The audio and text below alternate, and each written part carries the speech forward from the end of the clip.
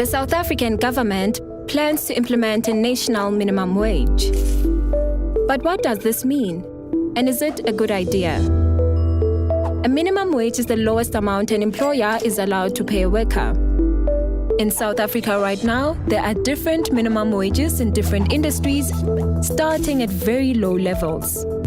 The point of a national minimum wage is to set a wage floor below which no worker can be paid. Collective bargaining in different sectors will set wages above this minimum level. A national minimum wage covering all workers is easier to enforce and doesn't set lower wages for more vulnerable groups like women and youth. A meaningful national minimum wage that makes a real difference in the lives of workers can reduce poverty and inequality, help workers meet their basic needs and aid economic growth.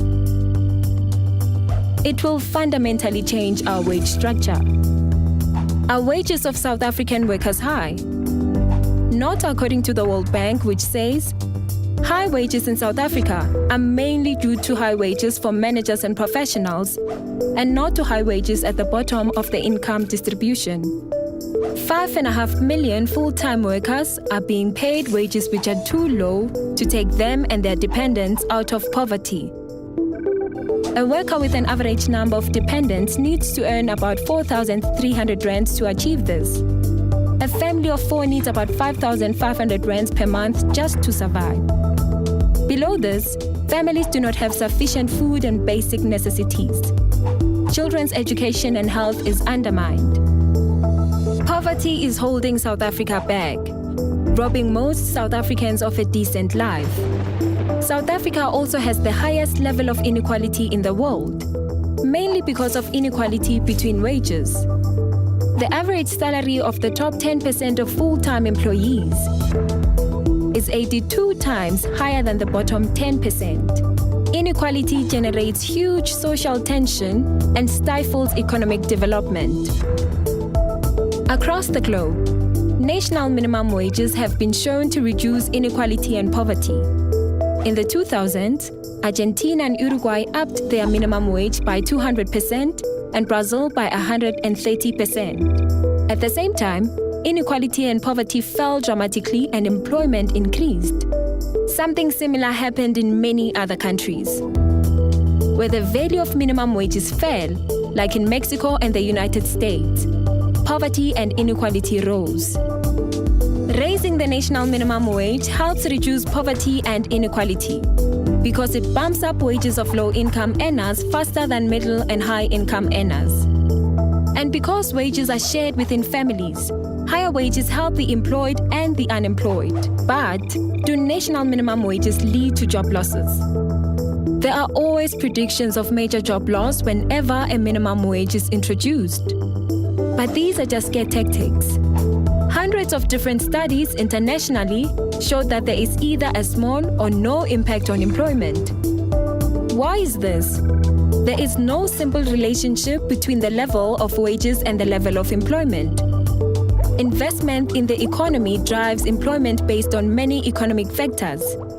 Industrial strategy, trade dynamics, infrastructure, and so on are probably more important than wage levels in determining how any sector performs. Besides, businesses adjust to higher wages in many ways. Efficiency and productivity increase, high earners take home less, and profit margins reduce or prices rise slightly. Employment also shifts between industries.